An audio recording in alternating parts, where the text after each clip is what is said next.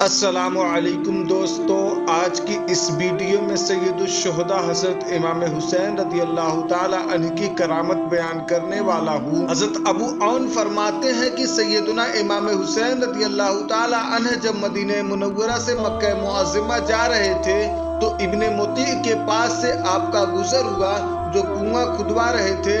عرض کیا، میرے ماں باپ آپ پر قربان ہو، کہاں کا ارادہ ہے؟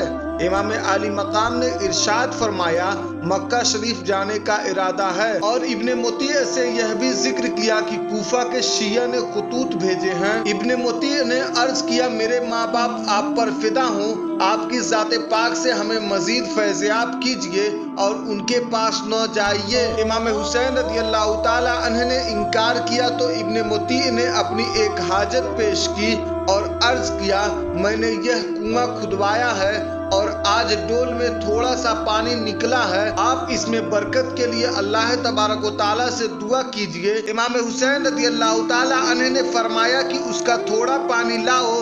جب پانی حاضر خدمت کیا گیا تو آپ نے کچھ پانی نوش فرما کر کلی کی، پھر اس پانی کو کنویں میں ڈال دیا تو کنویں کا پانی میٹھا و شیریں بن گیا اور وافر مقدار میں ابلنے لگا۔ امام عالی مقام رضی اللہ تعالیٰ عنہ کی زبان اور دہن کو یہ تقدس حاصل ہے کہ سید الانبیاء صلی اللہ تعالیٰ علیہ وسلم آپ کی زبان چوس لیا کرتے تھے اور آپ کے منہ میں سرکار دو عالم صلی اللہ تعالیٰ علیہ وسلم نے اپنا لعاب اقدس ڈالا تھا، چنانچہ اس کی تاثیر امام حسین رضی اللہ تعالیٰ عنہ کی زبان و لعاب میں آ چکی تھی۔